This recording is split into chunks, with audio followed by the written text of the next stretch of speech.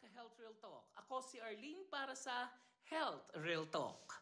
Pango pero kontento, usapang rhinoplasty para sa mga OFWs. Alam mo ba, isa sa mga nauusong cosmetic procedures ngayon sa mga OFWs ay ang rhinoplasty o mas kilala nating nose lift o ang pagpapatangos ng ilong. Dahil mabilis, abot kaya na sa iba at syempre may pangarap tayong makalaban sa side view. Pero teka, kailan ba naging sukatan ng kagandahan ang tangos ng ilong? Ano nga ba ang rhinoplasty? Ito ay surgical procedure para ayusin ang hugis, lapad at tangos ng ilong. Ginagawa ito either for medical reasons gaya ng nahihirapang huminga, deviated septum o may trauma, cosmetic reasons para lang ma-achieve ang perfect nose.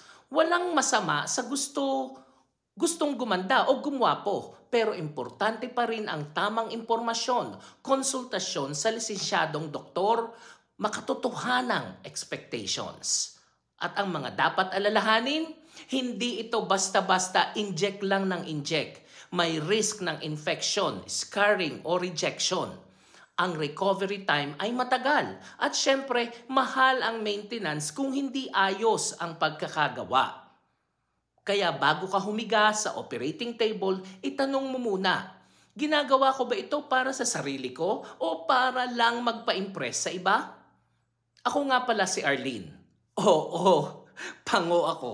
Minsan din nangarap akong tumilos ang ilong ko. Pero habang tumatagal, na-realize ko na hindi kailangang matangos ang ilong para tumagos ang ganda o kagwapuhan sa iba. Mas mahalagang tumibay ang tiwala sa sarili kaysa tumangos ang ilong. Ang tunay na ganda at gwapo ay may kasamang kumpiyansa.